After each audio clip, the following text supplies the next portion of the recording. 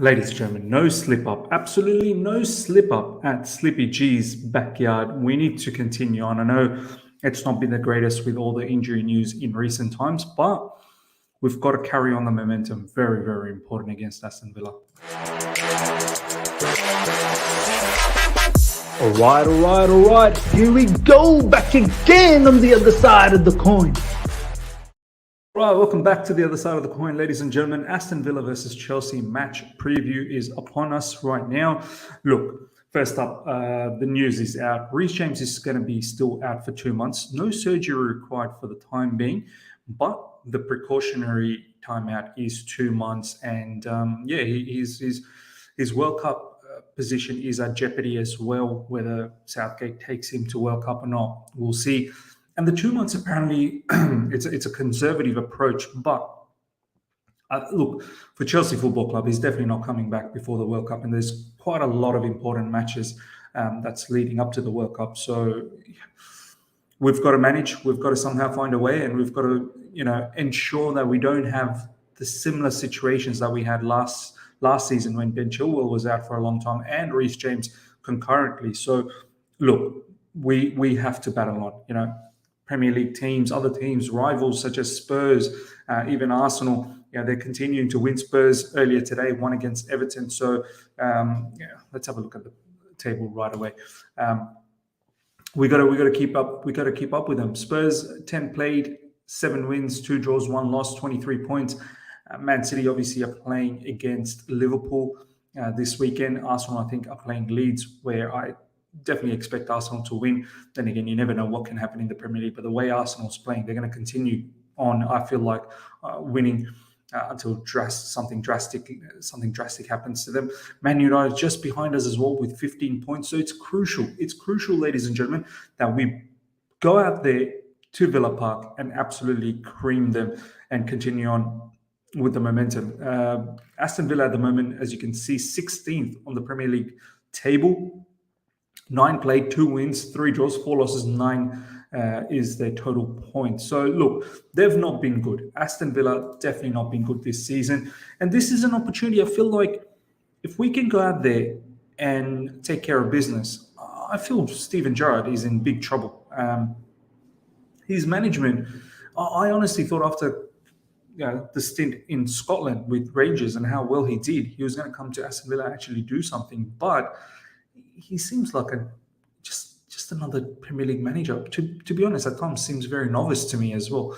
So look, they're not in the greatest form, Aston Villa. Let's not make this interesting for them. Let's not make this a situation where Charity FC returns back. We don't want that. And I hope Graham Potter is completely on top of that and doesn't allow us to be complacent. And this is what I like about Graham Potter. I guess being a manager for Brighton, he would have taken every single team seriously. So I like that mentality, coming into Chelsea. It's no different to him whether you're playing AC Milan, whether you're playing Aston Villa, whether you're playing whoever else. He takes everything seriously. Whereas I think, previously when you had those superstar managers, you just get the feeling that they just thought we'll just rock up at these sort of places and get the 3 points. It's not as easy as it seems in the Premier League. I'm telling you right now, every team is very strong. Every team is capable of causing an upset on their given day. So look, Aston Villa, as poor as they've been this season, they've still got some really, really good players. Ollie Watkins up front, Danny Ings, Coutinho, Buendia. I think some of them are not starting at the moment, are in poor form. But even in defense, players like, I suppose, let me just have a look. I think Tyrone Mings, Matty Cash. Let's have a look at their recent game against Nottingham Forest and just bringing this up. Let's bring that up, ladies and gentlemen. This was their lineup against Nottingham Forest. Coutinho, Ollie Watkins, Buendia, Ramsey, Lewis, McGinn, Young, Mings, Young scored, Konza, Cash. So look, and Martinez is a very good goalkeeper. It's a very good team. This guy as well, Ramsey, he's an up-and-coming youngster. Douglas Lewis, McGinn. It's a team that we should not take lightly. I wonder if Chukwuemeka is going to get an opportunity to feature somewhat. I think he might have a bit of a fire up the belly to do something. So look, enough about analysing Aston Villa and whatnot and Slippy G. Slippy G, I get the feeling if we beat you, I think you're probably going to get the sack. And what a fantastic scenario that would be for Chelsea fans, to be able to knock out Steven Gerrard. I don't wish poorly on anyone's jobs, but it is on the cards as well. Okay, ladies and gentlemen, let's jump straight into the lineup that I would go with. I think this is the setup. I get the feeling that might happen. 4 at the back, sort of 3 in midfield, 2 wide players, and then you've got the striker over there. So look, it can potentially shift. The 3 could shift and make it a 3 at the back, and then this particular player over here could potentially go up there. So we'll go through all of that. First up, ladies and gentlemen, I think undoubtedly Kepa is the Chelsea number 1 at the moment. He continues on this fantastic story of this comeback. Someone really needs to write a book on it. I really like it. The way he's been patient and the way it's come around for him, luckily with the change of manager. Sometimes this is what life is all about, ladies and gentlemen. Sometimes this is how life works. You just got to stay patient. And it's interesting to see how Mendy reacts to all of this. Does he, stay as patient as Kepa was? Does he wait for his chances and then really grabs onto it? So, look, right now, Kepa, with his ball-playing ability and his ability to be that sweeper keeper, is giving him that edge. I'm going to go with Cucurella. Obviously, he didn't feature against AC Milan in the Champions League, so I'm bringing him back in. Chilwell will come off the bench possibly, and slowly, as I said, he's had a big injury, so let him take his time and ease into it. Cucurella plays. The reason I've got Cucurella is, as I said, we can shift on that back 4 and make it into a back 3 where Cucurella becomes an LCB. In the middle, Thiago Silva obviously played a game against AC Milan, but he had a break before that. We've got a midweek game coming up as well. Look, I would potentially play Thiago Silva here, but then again, does he require a bit of break? This is important. I mean, all of them are important matches. What happens to Chalobah? Is it Koulibaly and Thiago Silva on this side? Because I am thinking about shifting. Look, I'll probably play with Thiago Silva, and I'll play with Koulibaly. Because Koulibaly has been in fine form. Look, it's a bit harsh on Chalobah, but what do you do then? Do you drop Koulibaly and bring in Chalobah? Do you drop Silva, bring in Chalobah? I'm going with the strongest sort of lineup at the back, which is Silva and Koulibaly. As great as Chalobah has been, I'm probably leaving him out on this one. Aspie comes on this side. I know a lot of you guys will say, oh my God, Aspie. Even I've been saying Aspie. But Reece James, as I said, he's out for 2 months. We've got to find a solution. Ruben Loftus-Cheek is the other solution, but I want Ruben Loftus-Cheek to be in the middle of the park. So that's why I'm going with Aspie. Aspie didn't feature against AC Milan, did come off the bench, but obviously he should be fresh. But in midweek, probably I won't have Aspie against Brentford. I'd play someone else. But this game, much like the match against Wolves, I wouldn't mind Aspie on that side. And the reason being, I want Aspie to sort of move in this area. And then you've got the back 3 sort of shifting towards the right, giving Aspie the protection. So that's one of the big reasons why I would do that. In the deepest midfield position, I'll continue on with Jorginho. His performance against AC Milan was very, very good. And obviously, the match against Wolves, he had a bit of break. So continue on with Jorginho. I'm going to go with Ruben Loftus-Cheek on his right, Kovacic on his left. Kovacic had a fine performance against AC Milan as well. I'm giving Mason Mount a bit of a break. Obviously, there was a knock, there was a bruise. I don't want to risk another injury, man. Like Mason Mount, if anything, if he can come off the bench.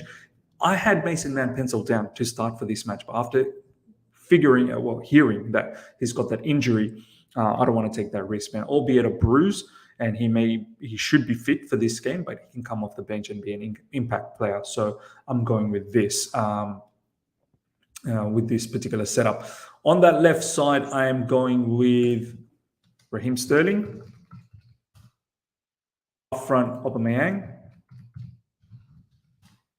And there's a debate here. Do you go with Conor Gallagher? Do you go with Kai Havertz? Do you go with Christian Pulisic? I mean, potentially, you could probably even have Conor Gallagher in midfield. You could possibly have a double pivot of Jorginho and Ruben Loftus-Cheek, or even Jorginho or Kovacic, and then have the sort of third player. So look, it could potentially be something like this. The fact that Kovacic played a full game against AC Milan, and I'm also worried about his injury situation. I might actually have Conor Gallagher there. Let's give Gallagher an opportunity.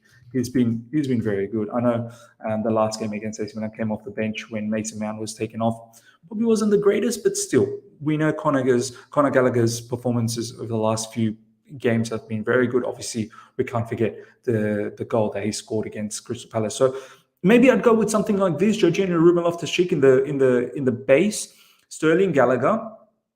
Kovacic, as we've said, played the entire match against AC Milan, so probably deserves a bit of a break. And Graham Potter has been rotating, making sure players are not getting burnt out. On that right side, so now I suppose it's between Kai Havertz and Christian Pulisic. So a lot of people are going with Kai Havertz. I know a lot of people might even say Hakim Ziyech, or maybe a minority might say Hakim Ziyech. Hakim Ziyech is not in favour, so I'm not considering at the time being. I love the guy, but he's not being considered. I'm going with Christian Pulisic. Like, I feel like he had a very good game against Wolves. Then he didn't feature against AC Milan, not even off the bench. Probably could have had him off the bench, but this match, Christian Pulisic could potentially come back. Now, Pulisic could play either on that left side as well and Sterling on that right. So we've seen that previously as well. I think against, was it Wolves? Yeah, it was against Wolves. I think Sterling didn't start. Pulisic started on the left side. And then I think it was Mason Mount might have been on the right. So look, potentially, and we've seen, as I said, we've seen Sterling on the right side previously anyway. So potentially it could be Pulisic on the left, Sterling on the right. It doesn't matter. So ladies and gentlemen, this is my lineup that I'm going with. And as I said, it could potentially be something like this anyway. So, you could have Cucurella, and then you have someone like Sterling, something like this, I suppose, where Sterling and Aspie kind of become the wing backs. So it could potentially become a 4. It can become a 3. Very dynamic. Jorginho and Ruben Loftus-Cheek in the middle. Up front, Aubameyang. Just behind him is Gallagher and Christian Pulisic. That's my lineup I'm going with, ladies and gentlemen. You let me know how you think about that lineup. Would you change anything? I'm going with a clean sheet again. I think our momentum is good. Yes, some of this injury news will create a bit of uneasy in the team, especially the Reece James news.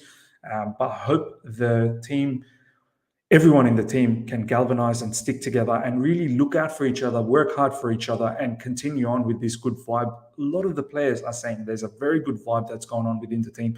Let's continue on. We can't slip up against Aston Villa. Slippy G, we can't slip up against Slippy G. I'm thinking we should be good enough to perhaps get a 2-0, maybe a 3-1 victory. That's what I'm going with. Yeah, 2-1, 2-0, 3-1. That's probably what my predictions are. Let me know how you guys feel about it. Hope you guys have enjoyed this. Smash the like button. Let's try and get to 500 likes. And I shall see you guys for the watch along. Of course, let's have a memorable watch along again. And post-match, there'll be a review. There may be another video just before that, early tomorrow morning. I might do a little piece on Jurgen Klopp. He's absolutely irked me up a little bit in recent times, what he said in the press conference. So I might touch up on that. And it's timely that they're playing Man City as also. It's probably a good time to talk a little bit about that. Until next time, make sure you subscribe if you're here for the first time. See ya.